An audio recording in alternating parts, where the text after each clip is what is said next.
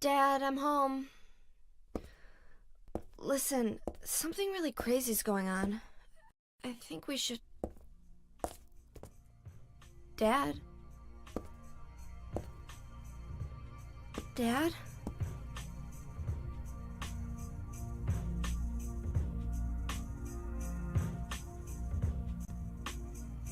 No!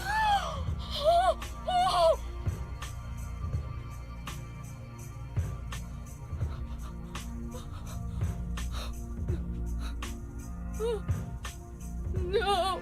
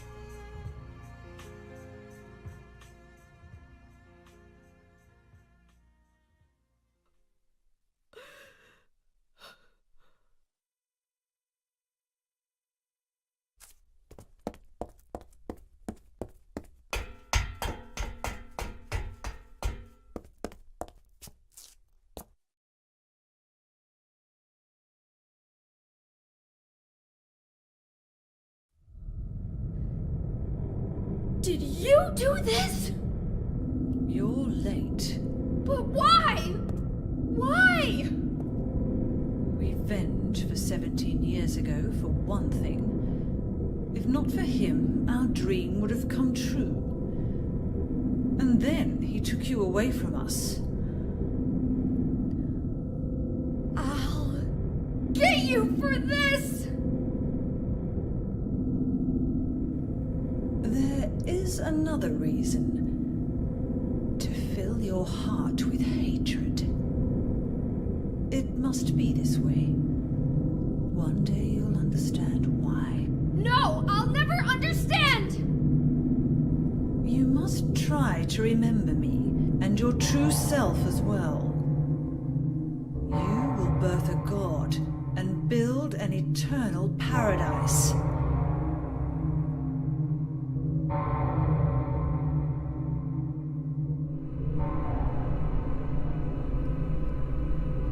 He's the one who killed your father. I merely gave the order. So, what will you do? I'll be waiting where all begins. In the town of Silent Hill.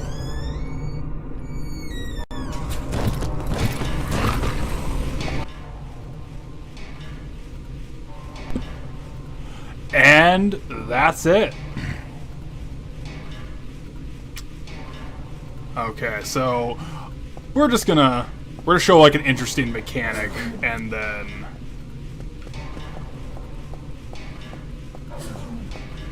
so you see how he ran towards me? He walks towards you. If you have the light on, he'll sprint towards you, but if you have the light off, he walks towards you.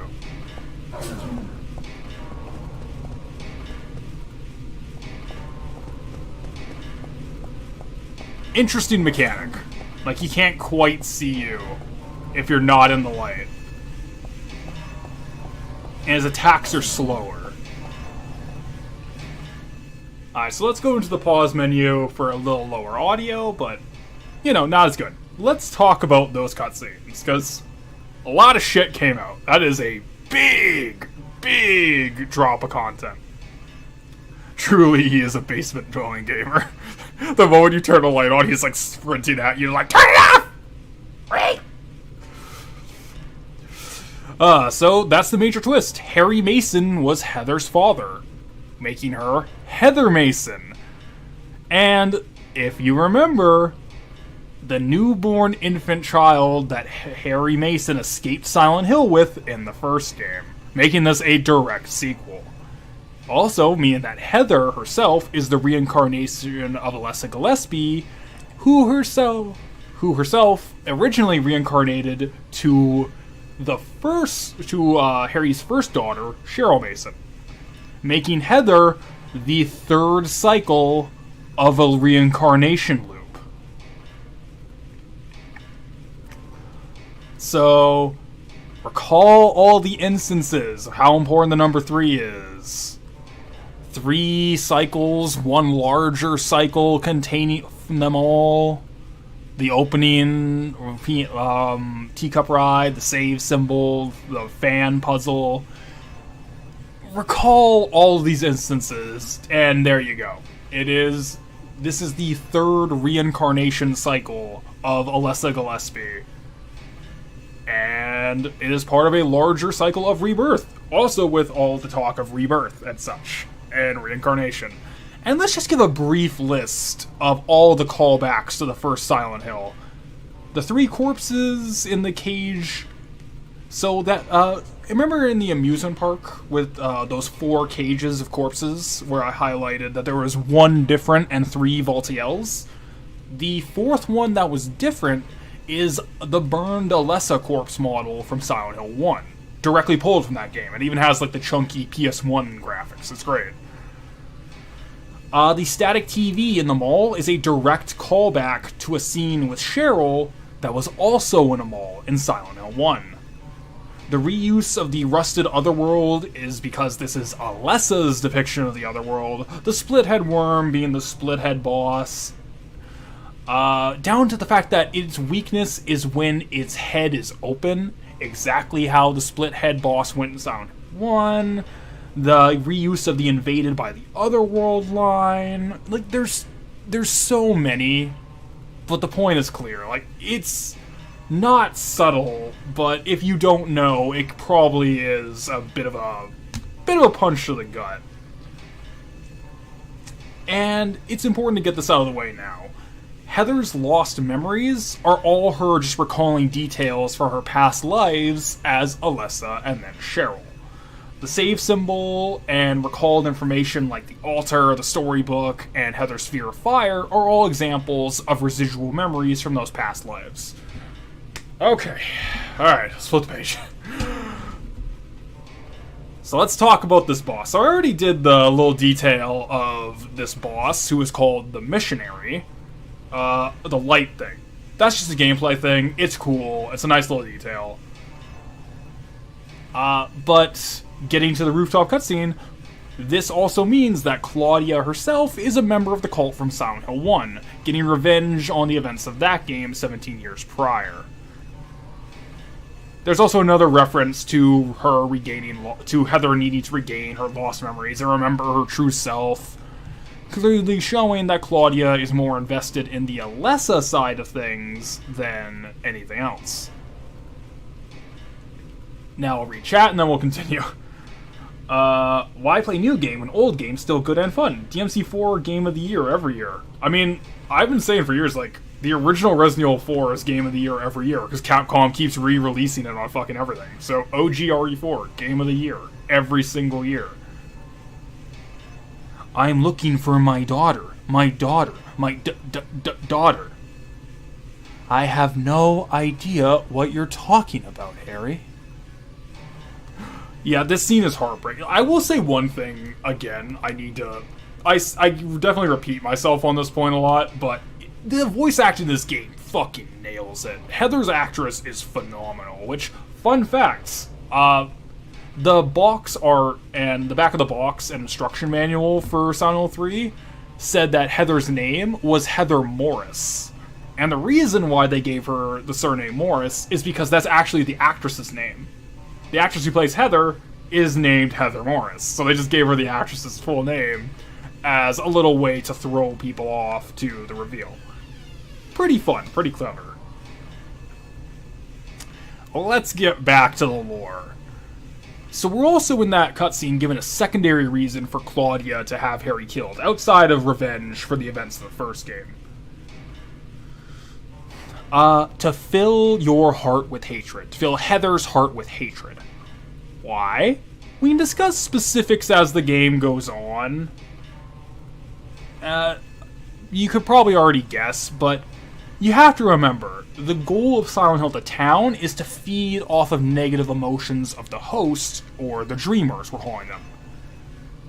And what would cause more of that than absolute hatred at Heather seeing her father killed, and essentially the woman who called the hit, bragging about it.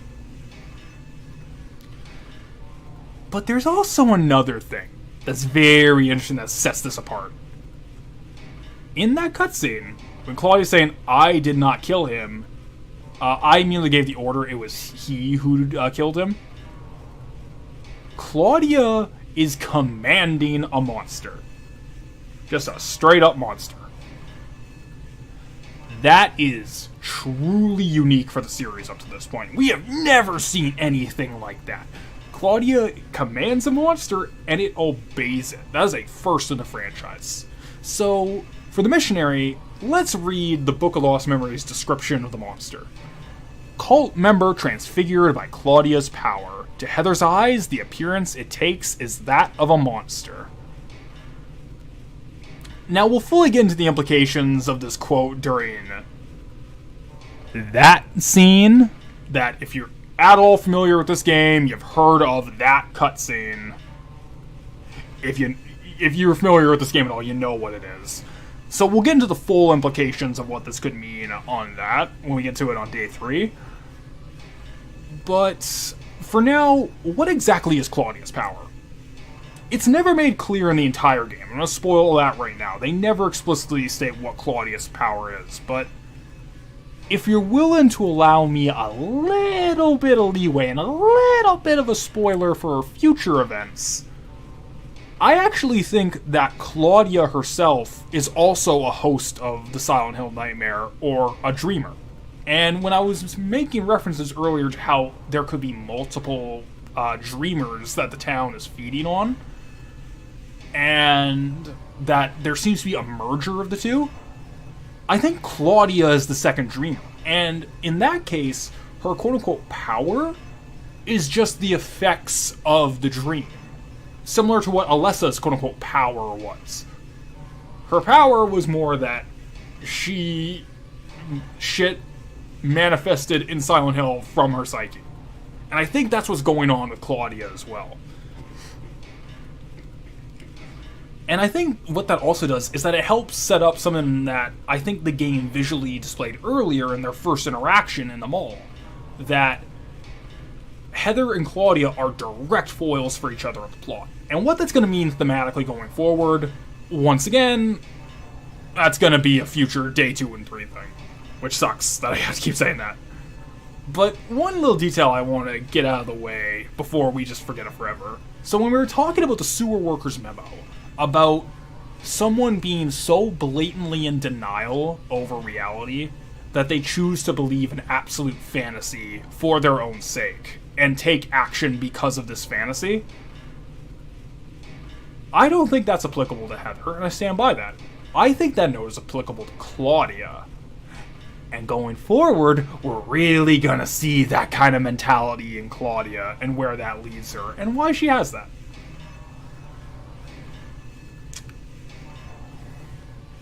So once again, as crazy, and though I do fully admit this is totally all speculation pulled in my ass of Heather and Claudia impacting the dream world and the manifestations of Silent Hill, I admit, totally out of my ass here, but I do think there is precedent for this.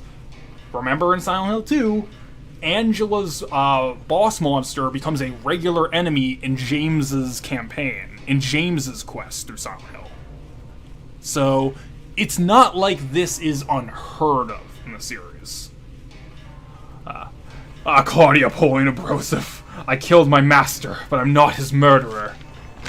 What is this dream again? Claudia, are your legs okay? So anyway, I think it's time to pull out the big guns. I think it's time to kill this fucker.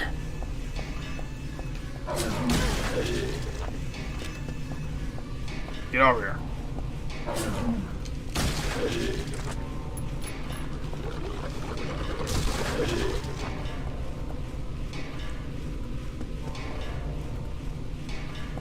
Let's go! So once again, this is called The Missionary. Interesting boss. We're going to talk more about The Missionary on day 3, though. Get over here. Come on over here! Coward! Coward!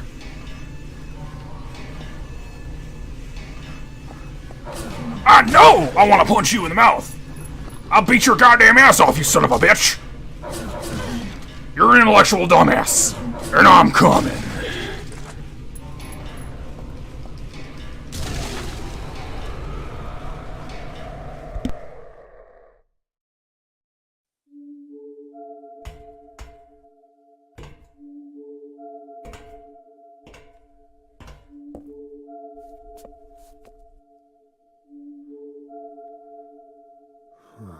I don't know what to say. Then don't say anything. I'm fine, so just get out of here and leave me alone already! Calm down. I just... Calm down? How am I supposed to do that? My father is dead! He's murdered! Get out! This is all your fault! If it weren't for you, I'm sorry. then go! If it'll make you feel better, I will.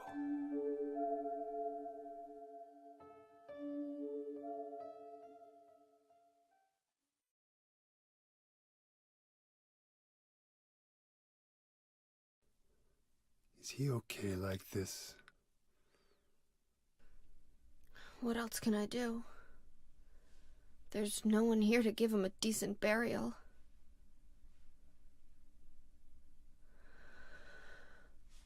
I'm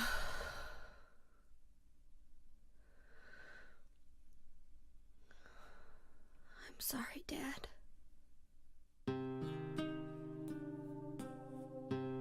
What do you do now? I'm going to Silent Hill. What's in Silent Hill? I don't know. Do you think it's safe? Of course it isn't. I don't know what kind of hell is waiting for me there, but I've got no other choice. I don't care about God or paradise. If that's what she believes, then fine. But she won't get away with what she did.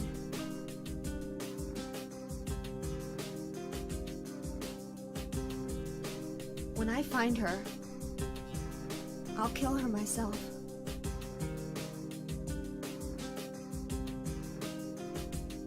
Revenge doesn't solve anything. Maybe not, but that's what I'm going to do. How are you gonna get there? None of your business. I'll give you a ride. I don't need your help. Yeah, but it's too far to walk. Besides, I'm partly responsible for this. I'll bring the car around back. Come by and we'll finish saying goodbye. You know, you might die too. That's fine. Nobody's gonna cry over my grave.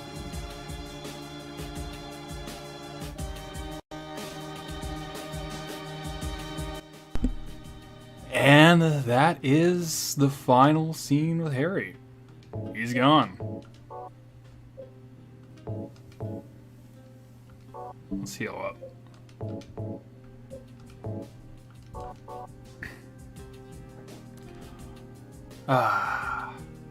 So I love this little sequence we're gonna get where you get to go through Heather and Harry's apartment and just kind of see what little life they had together. It's a very humanizing moment. Also, I love the detail when she was mourning Harry, she got blood on her coat, and that blood's gonna be on her jacket for the rest of the game. I like that. I like that a lot.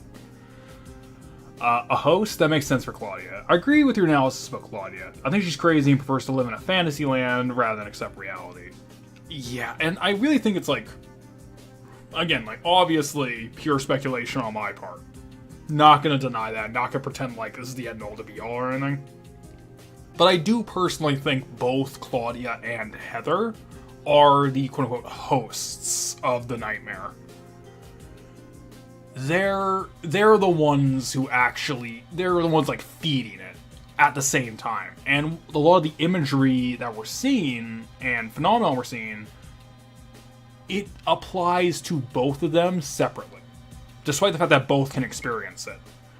Different things are more for Heather's sake, and different things are more for Claudia's sake. And we're especially going to see that when it comes to the monsters.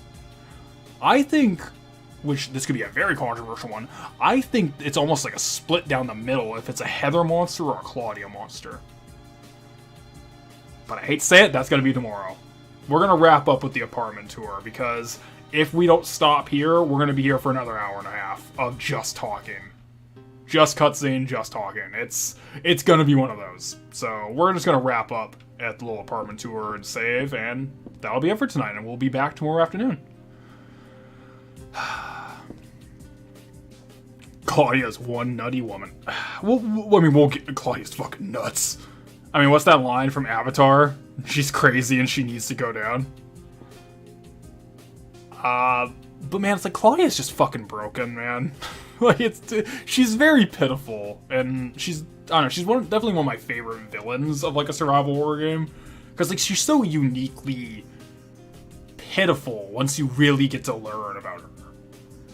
Like a very pathetic figure, despite this like calm, stoic demeanor and trying to portray herself as having all the power in a situation.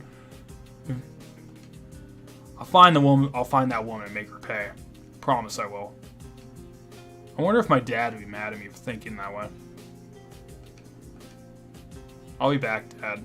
I promise. I'll come home soon.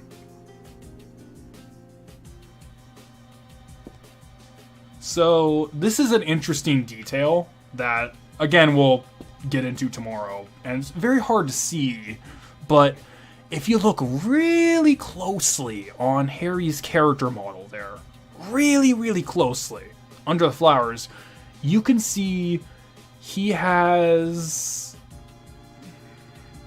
excuse me. You can see that he has a large crucifix placed over his body. Between this and one other line we're going to get, this is a very interesting retcon to the Harry character. And we'll talk about it next week, but it kind of turns him from just an audience insert 2D good guy to something a little more interesting. Like, it fleshes out the Harry character a little more through retcon, but it is interesting. But Harry is a clearly very devout Christian. A large crucifix on his body that his daughter placed because she knows he probably would have wanted that. And one more line that we're going to see before we leave the apartment. That's an interesting detail about his character. We're going to get to that tomorrow. But let's just look around. Just a little room here.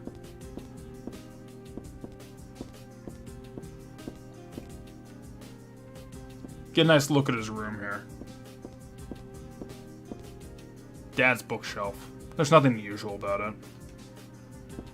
I cry a little bit when I hear these lines. I can feel the emotions behind Heather's anger, pain, and sadness that she has towards Douglas. The voice acting is phenomenal.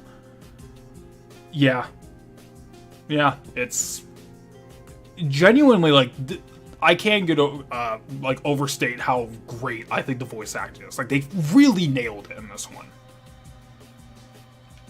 I mean, I've never played these games, but God, I hate the modern fandom. You're preaching to the choir. I've removed myself from like any sort of like fan discussion on like V or whatever of the Silent Hill games. I'm out of it, man. I'm done. I got my own take on these games. I got my own little pieces of work, but I'm out. There's no need to go back on the roof. That monster's dead now. Besides, Douglas is waiting outside.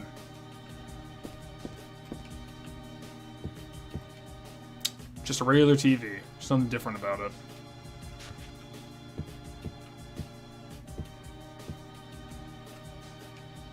Dad, why'd you have to die? You told me you're the strongest man in the world. Liar.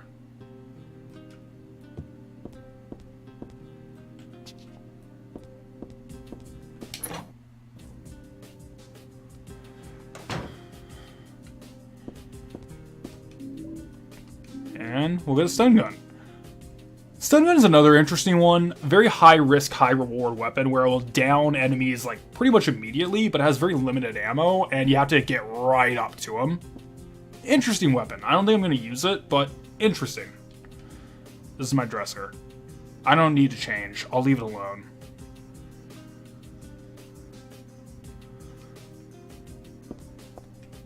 So there's one interesting detail that's hard to see, but if you look at the cabinet closely, really closely, but if we back out, you get a better look.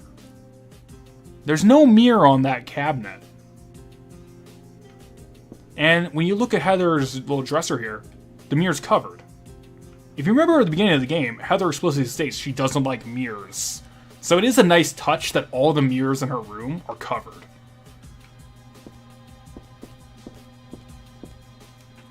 Morning always comes. It's corny, but it's true. But if your eyes are closed, it always feels like night. That's the hero's line from this movie. I always liked that line. Now it just seems stupid.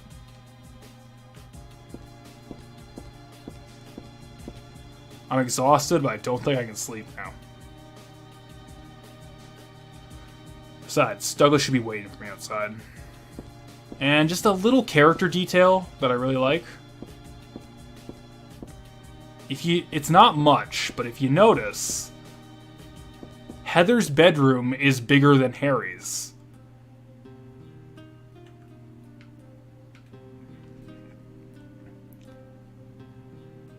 Like, it's a little touch, but Harry gave her the master bedroom.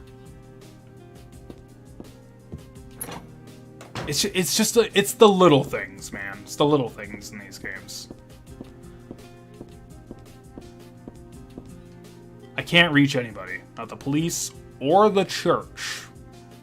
Interesting that she puts that as an important piece of contact.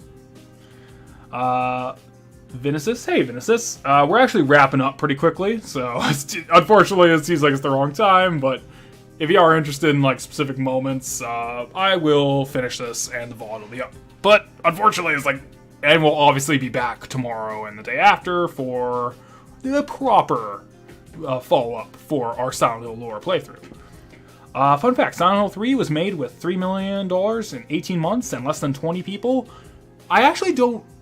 the 3 months and 18 million... the 3 million 18 months...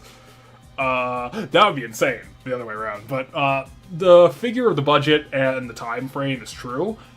That's actually not true about the team. It was about... I think it was definitely less than Silent Hill 2. But it was between 40 and 50, if I remember correctly. I remember making way back in the day, like almost 60, probably 6 years ago now, actually, when I made the making of Silent Hill 1, 2, 3, and 4. The Team Silent history development video I made way back when, where going through the list of developers who all worked on it, there's like almost 50 people who worked on this to some degree. That kind of goes back to what I'm saying, why it's like there's no way you could get a Team Silent reunion game, because like there was no solid Team Silent. Like these games are massive collaborative efforts. They're lightning in a bottle. And like even 4, which I think is the bad one, like that's still a very unique game, even though I think it's shit. Like, so it's like that's still lightning in a bottle. I don't think you're just going to be able to recapture. So I don't really understand that whole get the band back together revival project kind of thing. I don't know. I've said for years, Silent Hill is a standard that we should be trying to surpass, not trying to recapture. And here we are, 23 years later, trying to literally recapture Lightning in a Bottle with a remake of Silent Hill 2. Like, I don't fucking know anymore, man.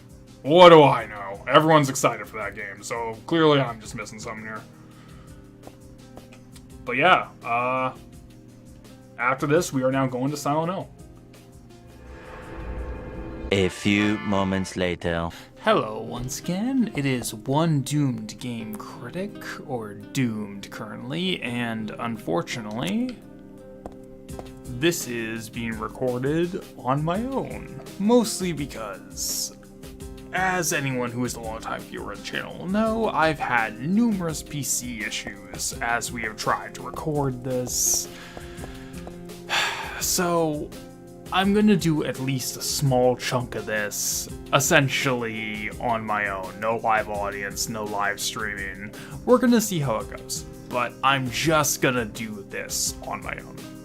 At least for now. Because there's a huge lore dump as soon as we go through this door, and I don't know. I didn't want to delay this any further, so let's just do this. Just solo.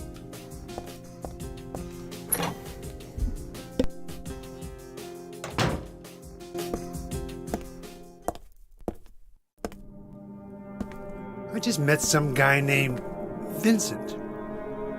Vincent? He's a friend of yours, right? I'm not sure. He said when we get to Silent Hill to look for a guy named Leonard. And he gave me this map.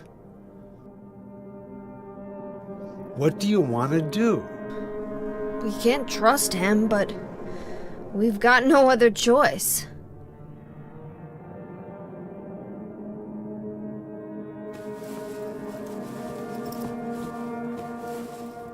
Here, take this too. What's this? Your father was holding it.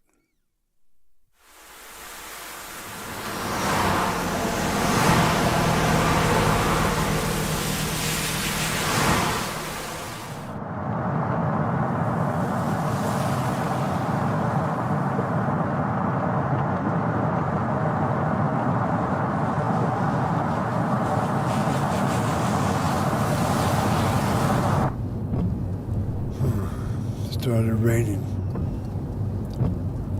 Are you sleeping? I'm awake. You cold? What's the deal with Silent Hill anyway?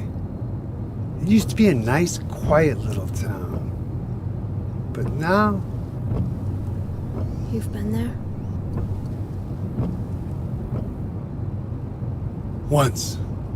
On a missing persons case. Never did find him. But I'll tell you, that's one screwed up town. My line of work, you hear a lot of nasty rumors. I was born and raised there. Sorry. I didn't mean to offend you. No offense taken.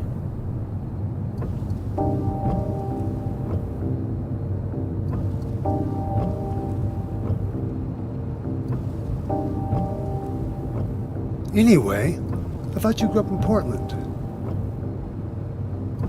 What's wrong? Feeling sick? My head's pounding like the worst hangover ever. Maybe you're car sick. No. I'm just trying to remember. My childhood. Something terrible happened in Silent Hill 17 years ago. A woman named Dahlia. She tried to summon the ancient god of the town. She offered up her very own daughter. That's crazy. Maybe so, but it worked. The girl gave birth to a god. You see, that girl had special powers. Powers? Her classmates called her a witch. She could make things happen with her mind. She could kill people just by wishing for it. But in the end, was killed by a single person. My father, Harry Mason. I guess it wasn't much of a god if it could be killed by a human being.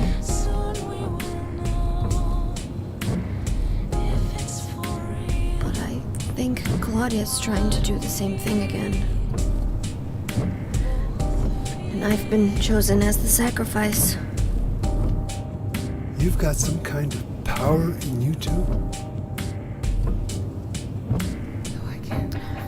After the god was killed, the girl reappeared. She was holding a baby in her arms.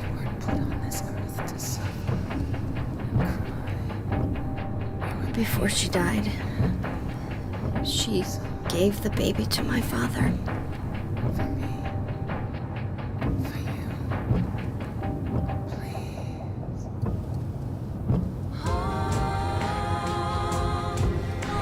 He loved me just like I was his very own daughter.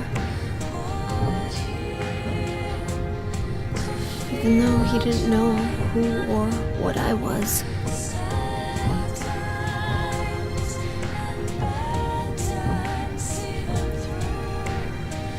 It was so sudden.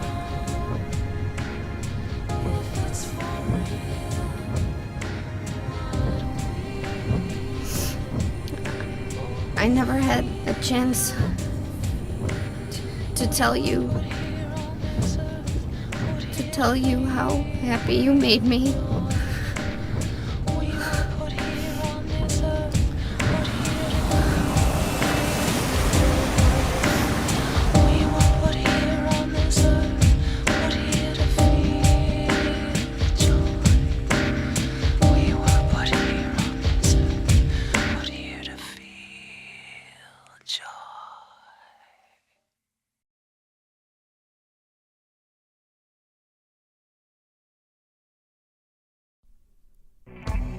I'm gonna head for that Leonard guy's house. You check out the hospital. You got the map, right? Yeah, You gonna be okay alone? I'm not a child, you know. Are you sure it's not you who's afraid to be alone? You're right. I am afraid. I'm 50-something years old. I ain't never seen nothing like this. I still feel like I'm dreaming. More like a nightmare, I'd say. Yeah. I want to wake up and have a smoke already. Meet me back here when you're finished looking around the hospital. Okay? Roger.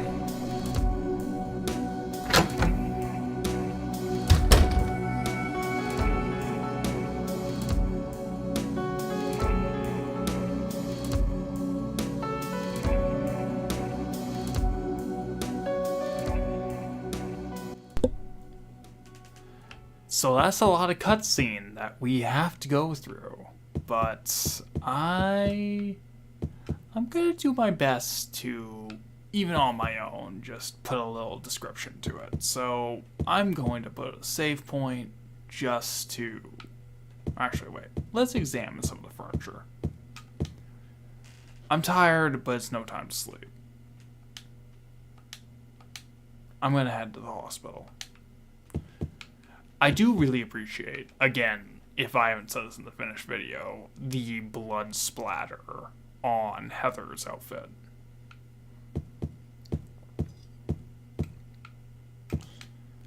There's no point turning on the TV.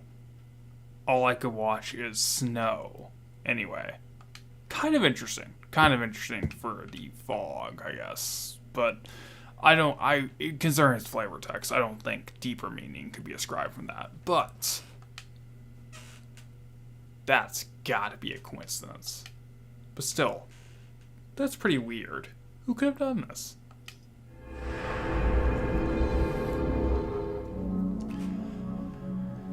Okay, so let's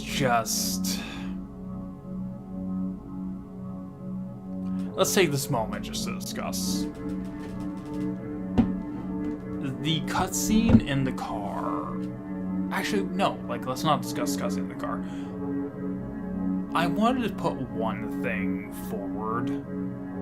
It's a very minor line, but it's a very minor detail that I appreciate, is during the cutscene when when Douglas and Heather are talking in the hotel room, Douglas says his age is 50-something years old.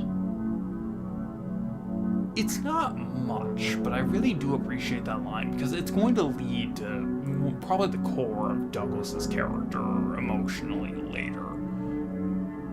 And I really do like that they put that little line there. That's he doesn't need to keep track of his age. It's exaggerated, obviously, but I think that's very fun. But let's get to the real core of it.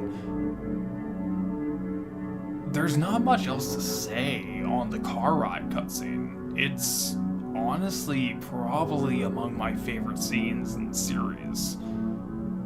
It's the most David Lynch-inspired scene. If you've seen Lost Highway, Inland Empire, Mulholland Drive, Twin Peaks The Return, or even a lot of Twin Peaks The Show, the original 2 seasons, or even Blue Velvet is another one, you've seen a lot of this exact Lynchian trademark of 2 characters having an in-depth conversation on a road at night in a car and no one else is around. This is the most David Lynch the series ever gets. And I love it for that. Especially considering how much David Lynch is obviously an inspiration for it, but I digress. So what happens during that sequence is mostly just a layman's way to get the audience up to speed for how did Silent Hill 1 go? Because this is our big lore dump. What is Silent Hill 1? And how does that impact Heather as a character in Silent Hill 3? So, it's not much, but I do have a somewhat written account that I'm gonna account here. But I just want to say one other thing about that car ride scene. There is a fan theory that Douglas Cartland, when he's talking about, oh yeah, I went to Silent Hill once on a missing persons case, but I never found him, there's a fan theory that it is James Sunderland, mostly because Frank Sunderland, James's father, is a central character of Silent Hill 4. I think it's probably bullshit, especially as hopefully we'll see later in this playthrough, if it happens. Hopefully we'll see later, James is far from the only person that is brought here without the influence of the cult. So, I don't know. It's brought up constantly. I think it's nonsense, but whatever. So, let's go for a summary of Silent Hill 1's story in a way that maybe the car ride didn't establish properly. So, decades prior to Silent Hill 3, a girl named Alessa Gillespie was born to her mother, Dahlia Gillespie. Dahlia was a devout member of a warped monotheistic cult located in the small tourist town of Silent Hill. Alessa was said to have psychic abilities of some kind. She was bullied and ostracized by her schoolmates, while also being severely abused by her mother, Dahlia Gillespie. Alessa's aforementioned abilities gave Dahlia motivation to do the unthinkable. Conduct a ritual to give birth to her cult's god, using her own child as God's birth mother. When Alessa was 7 years old, a fire broke out at the Gillespie home, however, giving Alessa full body burns and interrupting the ritual while it was happening. With quote-unquote God in her womb, Alessa was hidden in the basement of Alchemilla Hospital by another cult member and primarily a drug runner, Dr. Michael Kaufman. However, despite the god fetus keeping Alessa alive in agony, her soul was somehow split in two, with the with the second half being reincarnated as a newborn baby. This baby was found on the side of the road passing by Silent Hill by Harry Mason and his wife, Jody Mason, who raised the baby as their own daughter named Cheryl Mason. 7 years later, Harry and Cheryl returned to Silent Hill on holiday, and the two were pulled into, quote-unquote, what I call the dream of Alessa, who was still alive and fueling the town and the quote-unquote god with 7 years of constant suffering and hatred. The events of Silent Hill 1 then occur, and the game ends with Alessa and Cheryl rejoining, quote-unquote god being born and immediately then killed by Harry, and Alessa and Cheryl being reborn again as a newborn baby conjoined. Harry escapes Silent Hill with the newborn baby, who he raises as Heather Mason, and 17 years later, here we are, Silent Hill 3. So, the current plot is Heather wants to get to Silent Hill to stop Claudia from completing the god birthing ritual that was started during her birth 17 years ago, while also avenging her father. That's the central impetus. Now let's get to the lore we've discussed earlier in the recorded playthrough that I've kept up to this point. So, if all of Silent Hill phenomena is a dream, that I think it is, and the dream as described by the Silent Hill 1 strategy guide, also written by the Team Silent of the era, where essentially it's molding itself around the trauma and fears of a central dreamer, regardless of who's perceiving it at the time, and not to mention how all of Silent Hill 2 happens and exists and is clearly in canon to this game, despite the fact that the cult and the god do not impact that plot at all. What is the god, then? So, in line with my reading of the phenomenon as we've gone over earlier in my Silent Hill 1 analysis that I brought up, the quote-unquote god isn't actually God. Essentially, it's a manifestation of the dreamer's number one trauma and hang-up. The dreamer being the person that Silent Hill, the town entity, is latching off of for its current phenomenon, where it's essentially worming itself into their brain to complete its own process. Where there is a supernatural entity in Silent Hill, there's something there, but it leeches off of and completes itself based on the personal hang-ups and trauma of the town, of the person in the town itself, the quote-unquote dreamer. I think I went over this in probably episode 1 or 2 of the exactly why I think the spiritual entity of the town would do this, but if not, I'll put an addendum in the edited version. But essentially how I hang it up, how I put it, is the town is milking the dreamer of all of their emotional pain and suffering because that's what it eats. And that's how it consumes and sustains itself. And going for the largest negative emotional reaction would obviously get it the most food, most bang for its buck. And that's where I come to my theory on the god, which I've more likely mentioned earlier, but considering that is now a central plot point of Silent Hill 3, I have to establish again, I think what the god is in Silent Hill, capital G God, is just whatever the current victim who is perceiving Silent Hill and is being siphoned for trauma from Silent Hill, whatever their number one hang-up is, I think that's what God is. It's just the biggest possible source of trauma that a town can milk the dreamer dry from. Live or die, it doesn't matter. But once they're done, they're either dead or they're out.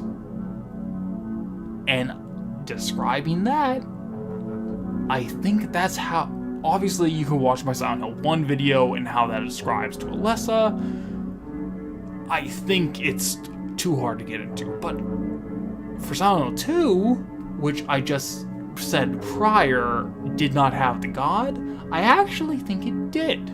Mostly because I actually think James Sunderland's quote-unquote god was his wife, Mary. And I did warn of spoilers for Silent Hill 2.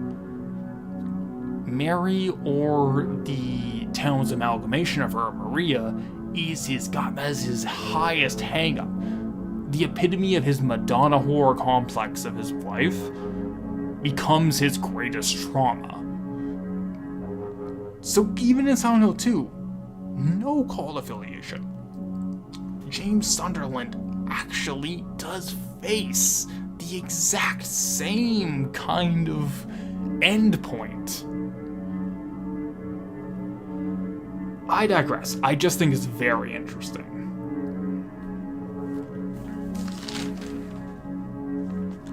So, let's get to a redo of the enemy symbolism, because as I said in the past recorded episodes, I could not do any sort of symbolism analysis of the enemies.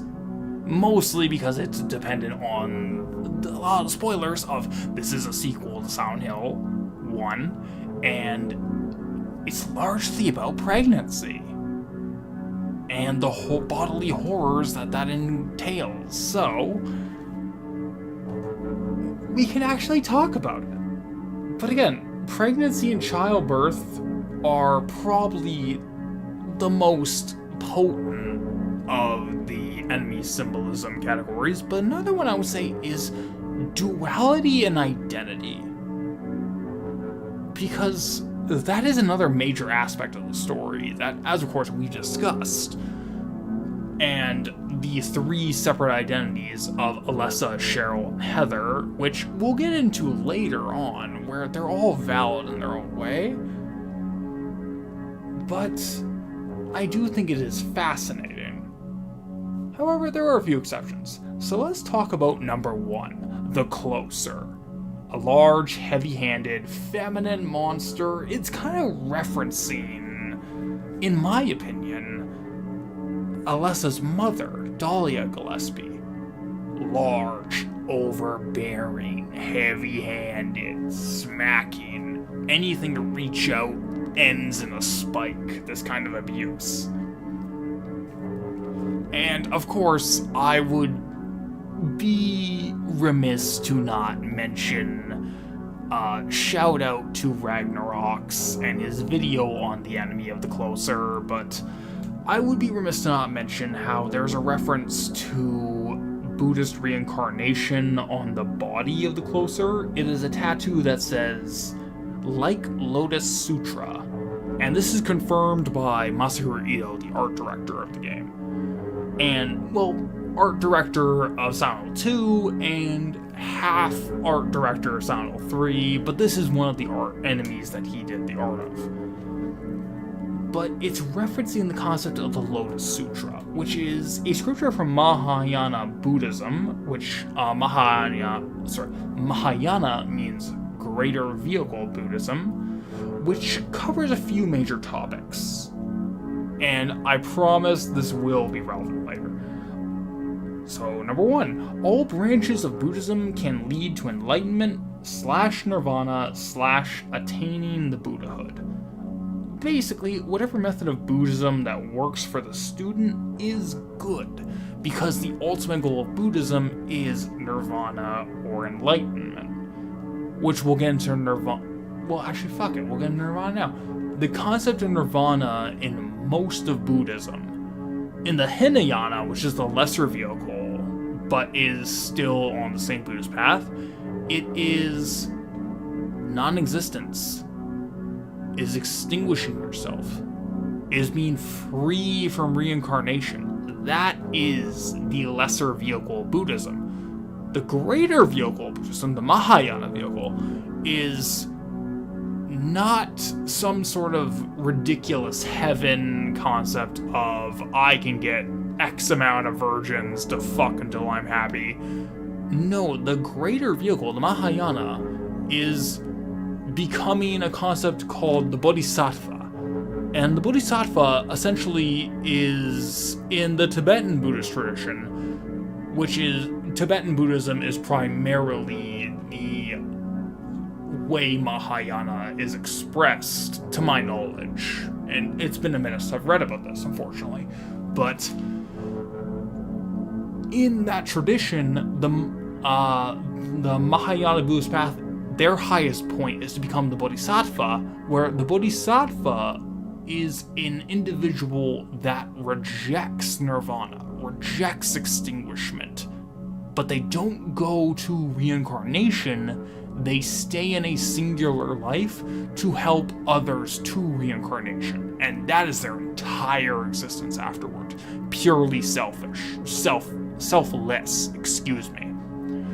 Their point, the point of the Bodhisattva, is to just help others reach extinguishment, nirvana. They are free from the hell of cyclic existence. And that's going to be very, very, very important when we get to a boss fight in the carnival. I digress. The second principle of the Lotus Sutra, I warned you about this. All beings have the potential to become Buddhas. Even if you're just vaguely interested in the subject of Buddhahood or anything like that, you can reach Buddhahood. And no one is ever too far gone. Essentially, there's no too far gone. There is no eternal damnation in the concept of the Lotus Sutra and Mahayana Buddhism. And number 3, the Buddha's lifespan is eternal, and he is still present in the world. His embodiments are, as we just went over, the Bodhisattva who reject nirvana to help others reach it themselves. Nirvana being the extinguishment of their own life and the escaping of cyclic existence and reincarnation. So why am I talking so much about Buddhism? Well, because this all ties back to the themes of rebirth and cycles that we've been going over. If you've seen the first few videos, there's a big gap between when I recorded those and now, but between then and now, I've been talking about cycles and reincarnation and everything like that, and all of this concept of the Lotus Sutra ties back to that, where you gotta remember, the goal is to escape the cycle. So even going outside of the religious purpose, even going outside of that, of Tibetan Mahayana Buddhism, the goal is to escape a cycle. And how many references to cycles have we fucking had all throughout Sidenote 3? Whole lot, haven't we? Let's go on to the next enemy on this list. The Numb Body. The Numb Body is as obvious as they come. This is why I don't take Masahiro Ito that seriously when it comes to his critique of enemy design, because he said this enemy meant nothing, the Numb Body, but of course, because we know this is a game about teenage forced pregnancy, and the horrors and body horror of that, largely, we can tell the Numb Body is a stillborn fetus monster. Again, Ito saying this meant nothing is nonsense to me. Let's go to the Doublehead Dog, which Ito did have an analysis of. He said this was supposed to embody Cerberus, sort of like a dog of hell, which, again, I love Masahiro Ito, but real surface level shit. But what I think is more interesting is a Book of Lost Memories quote, not by Masahiro Ito. So about the double-head dog. Its appearance is greatly influenced by the image of Alessa after she was incapacitated due to the fire. So this is where it's more interesting, where the double-head dog is a reference to the dog enemy from Sidenote 1, because Alessa's fear was dogs. There's an evil skinned dog enemy. Scary. But why it's more interesting than 3 is not only is the burn supposed to reference how Alessa was burned, and obviously your fear of fire associated with that, but the split dog is split right down the center. And it's held together with this like masking tape almost. Almost like there's a fragile bond holding together Alessa, Cheryl, and the new being, Heather. Identity split right down the middle. Let's talk about the insane cancer. So the insane cancer is clearly a massive, disgusting baby. It's referencing the fears of unwanted pregnancy, you know, quote unquote, a cancerous mass growing inside of you, stuff like that. It applies to both the forced pregnancy of Alessa when she was trying to birth God due to her mother's influence in the first game, but also due to Heather. Considering that she's also the third Alessa, and Claudia's going on and on about maybe needing to birth God, what have you. And for the record, if we're talking about gross, evil baby monsters, the Slurper's another one. Because I don't have that much to say on the Slurper, but it crawls on all fours, it has a diaper, and it only has the suction cup, almost like it's sucking, essentially like formula or breast milk. Very obvious, very on the nose. But the Slurper is also an evil baby monster. The Glutton. Now this is interesting. The Glutton is the only other enemy that I really want to talk about before we get to the next section. Because of course the Glutton is a massive fetus. Like, reading the narrative, obviously as we went over in the last episode before, the piping surrounding it, it's like ovaries and things like that. But what's interesting about the Glutton specifically is that it, because of the two heads writhing in different positions, where you have one at the top and one towards the womb, almost, if you could call it that, where you could say it's not only a reference to this unwanted, hellish childbirth, but also it's to unwanted, hellish rebirth. Because don't forget, the Glutton's poem is Tu fui, ego eris. As I was, you are. As I am, you shall be. Or something along those lines. I do not, unfortunately, I'm unprofessional, I did not bring that up before me, but it's the two heads is essentially Alessa and Cheryl, or Alessa and Heather in the womb being born. And by that logic, the top head would become Heather, and the bottom half would be blank. Interesting. And it being killed by just Heather speaking the words Tu fui, ego eris also ties back to the rebirth cycle. Just like Alessa and Cheryl once were, Heather now will be. It dies by Heather, who is the third incarnation of the cycle, and that third incarnation takes their place. Food for thought. Let's get to an underrated, often overlooked aspect of the game. Let's get to that.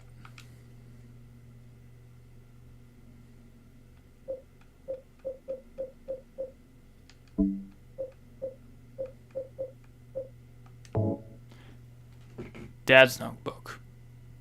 Dad wrote about my past in here. As always, this should have been novelized.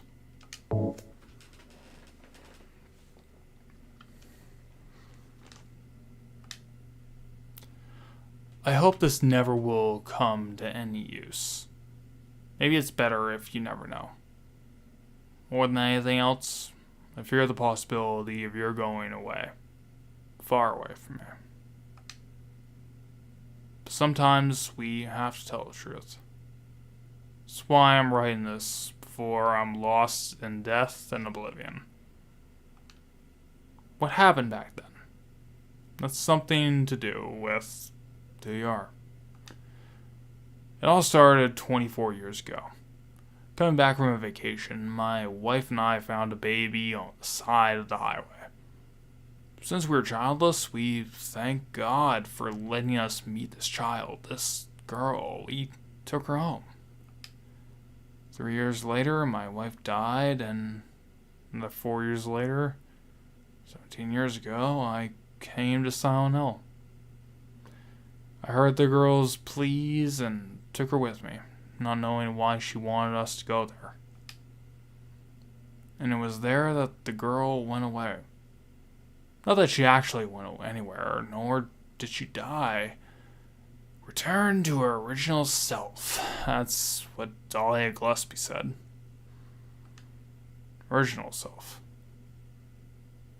It was a young woman burned by her mother as a sacrifice to God. Lessa Gillespie. Half her soul escaped in those flames and went on to live in the baby. And that girl of mine. Farce. 7 years passed before that half a girl returned to Silent Hill and made Alessa whole again. Newly strengthened, she vowed to kill God. God, a fetus nestled in the sacrificial girl's womb, was summoned with the usual rites. This was Alessa's wish, no matter what the outcome, even if her own existence were at stake. That wish was not granted. My interpretation meant she prayed instead for the girl's return. My interruption meant she prayed instead for the girl's return. I alone couldn't bring her back. Dahlia not only helped at the birthing ceremony to bring God out of Alessa. The newly born God wailed once and was dead. All from that girl's and probably Alessa's conscious resistance. It's not the end. After God had vanished in the glow of light, Alessa reappeared and gave me a baby. She looked a lot like that girl so long ago. And then Alessa was gone, dead. There was nothing I could have done to help. I simply clutched the baby to my chest and I ran off. The whole thing felt like a dream, but I had proof that it wasn't. The girl was nowhere to be found in my arms. The baby. 17 years have passed. Feels like only yesterday, and again it feels like a million years ago.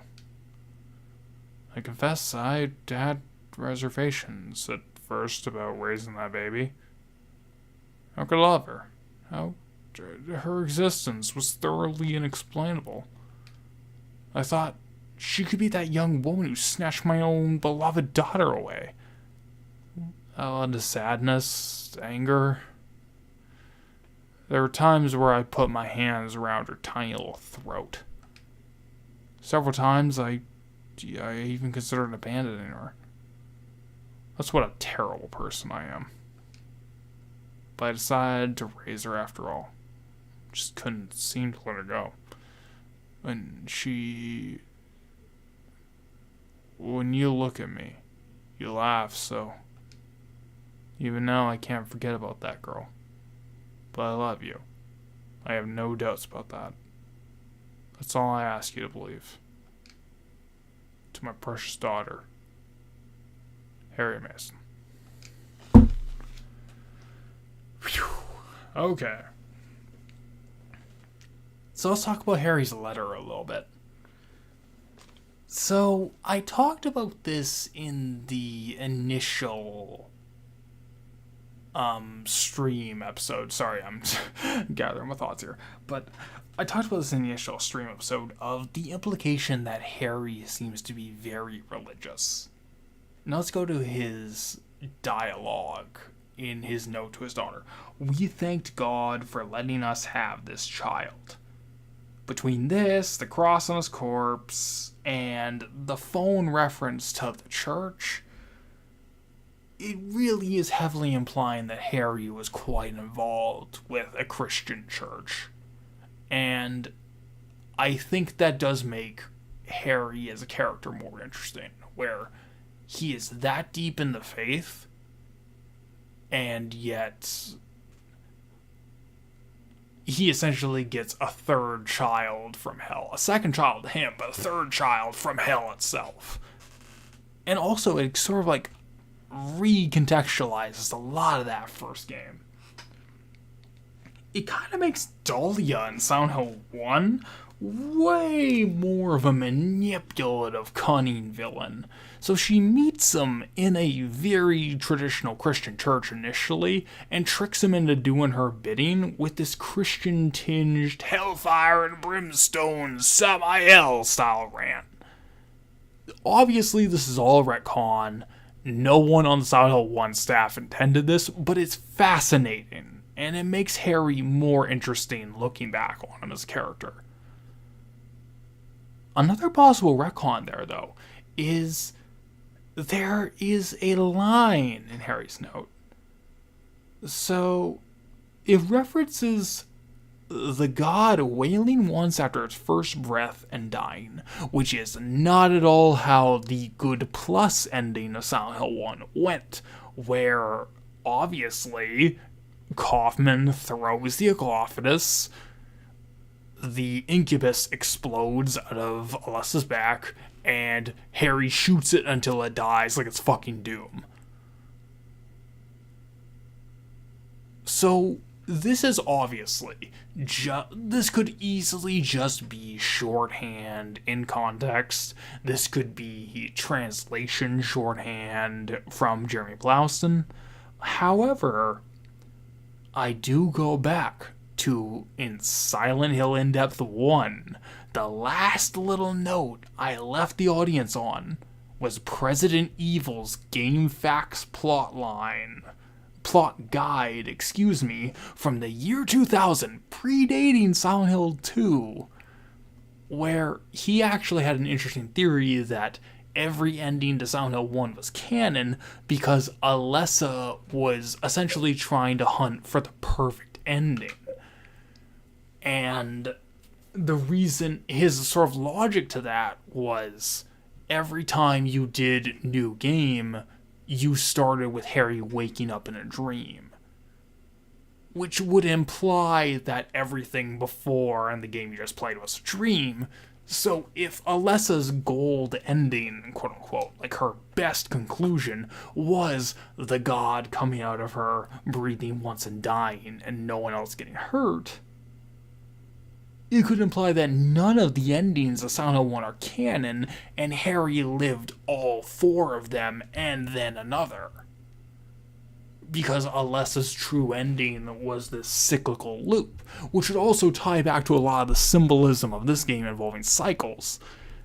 Total fan theory, probably grade A bullshit by President Evil on Game Facts. However, he came up with this in the year 2000.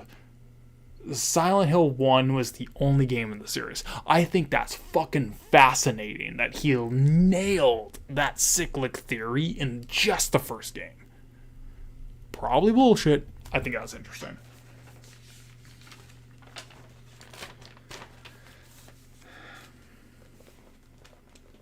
But let's get to what really makes this interesting. Harry did not take Cheryl's death and rebirth well. And there's that line, putting his hands around her little throat and wanting to abandon baby Heather. I don't know why, but like this note in particular made Harry Mason interesting to me. Like Harry Mason to me, I've always considered a two-dimensional, like Stephen King writer style cutout character audience insert. But this made him fascinating. This Silent 3 makes Harry Mason interesting to me. He is a deeply, heavily religious man who is given this child out of nowhere with his wife. It is the greatest blessing that both of them could ever hope for. Because I'm imagining his wife, Jodie Mason, is heavily religious with him as well. It's the greatest blessing they ever could have given. And then he goes through Silent 1. Let's go back to Silent 1. Let's think about that. He's going through what, as far as he can be concerned with, is hellfire and brimstone. Silent 1 is the gnarliest, most Clive Barker Hellraiser tinged game in the series. And Silent 3 is just picking up that aesthetic. And from it all, from the birth of essentially the devil itself from his perspective, he gets a new child. His daughter's gone. But there's this new one. It's a child from hell itself. It's a child born from essentially this witch. Which again, obviously, we know the context, and we know Alessa's context. But let's look at it from Harry's pure perspective. He does not know Alessa. He does not know the context of any of this. But there's a baby born, essentially, from her. After he's gone through hellfire and brimstone and back. And there's the baby. He has to go on.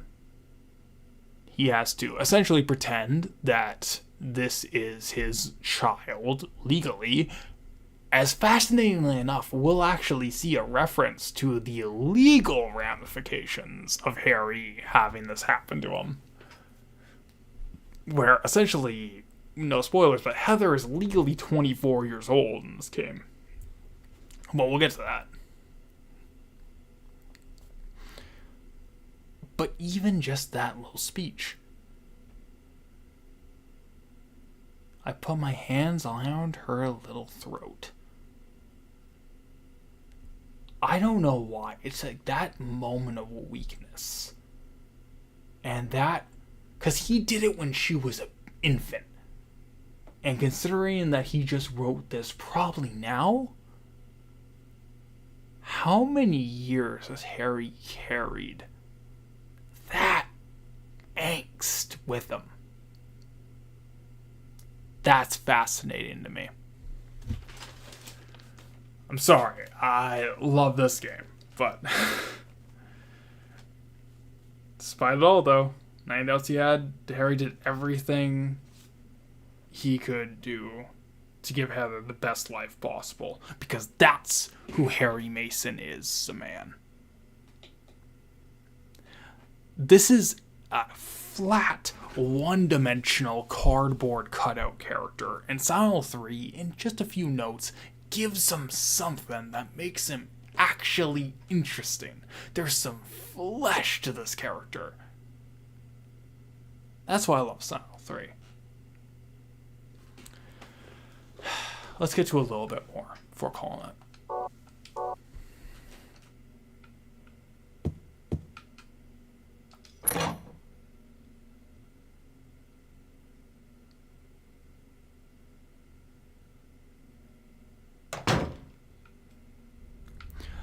So one of the things that's really interesting to me is that Heather and Douglas would have had to check into this apartment. Or this hotel room, excuse me. They would have had to check in. But Heather walks out on her own. It's the foggiest it's ever been.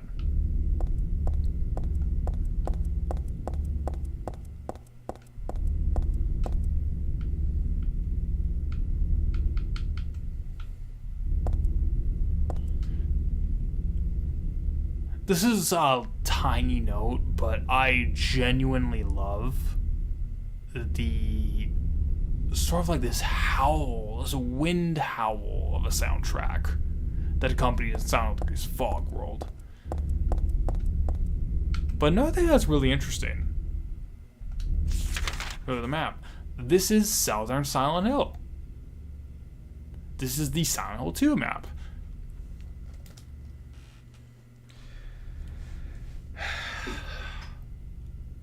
We'll talk about this more later, once we get to the next, I guess, dungeon area, but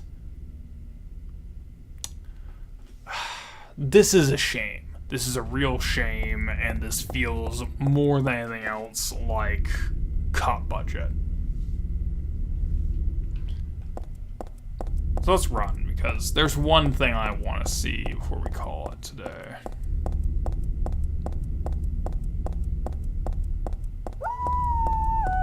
God, look at these fog effects. They are fucking excellent. This is the single best the fog of Silent Hill has ever looked. It's not even a contest. Especially if you play this on CRT.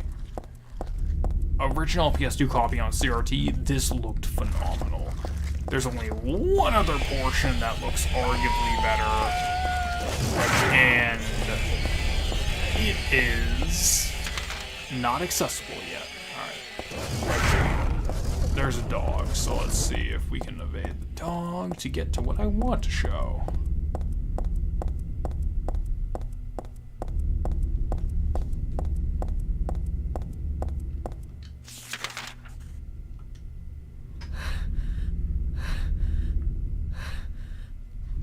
Let's see, is it around?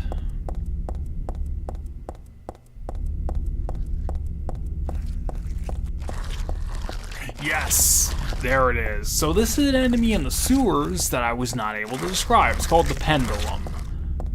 So in the Book of Lost Memories, it says the Pendulum.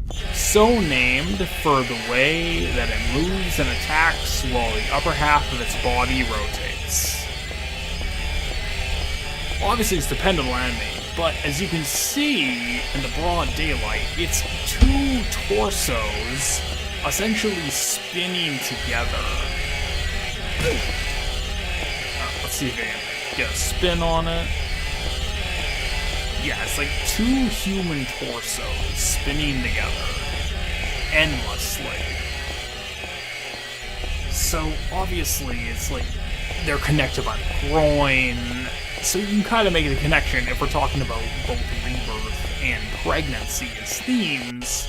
It is the childbirth reincarnation cycle of Alessa, Cheryl, and Heather, who also just being like the fear of childbirth as well. So it's like, it's one of those enemies that is both of the themes combined of like dual identity and childbirth. But of course it's hard to talk about it because it's making that horrible fucking noise the entire time. And speaking of noise, let's go back. Let's examine one thing so it's on video. Just so it's on video. Here we go. You remember this, boys. Heaven's Night, the strip club.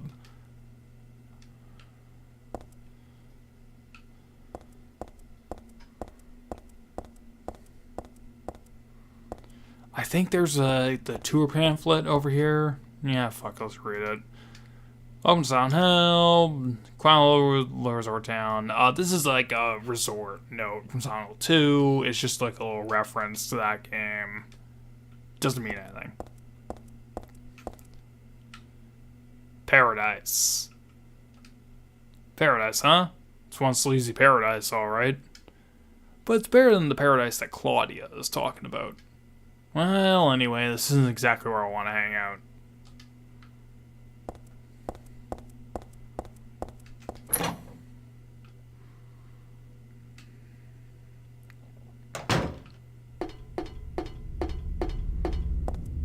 Well, I think that'll do it then, actually.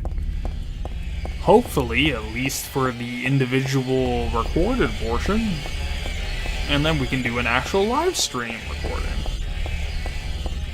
I find those a lot more fun.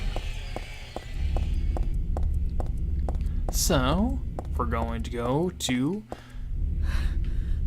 the Rookhaven Hospital. What? Where's the bee?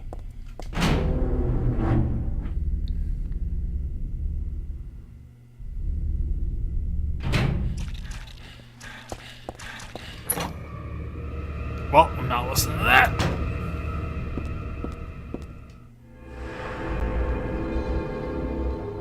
And that's it. I think we'll save right there, just in case. But hopefully, very soon, you will see me live. And we will finish this and not have to worry ever fucking again about a dip in a live stream. Hopefully, we'll finish this in one go, folks. Thank you for supporting me, and thank you for being patient. Stay tuned.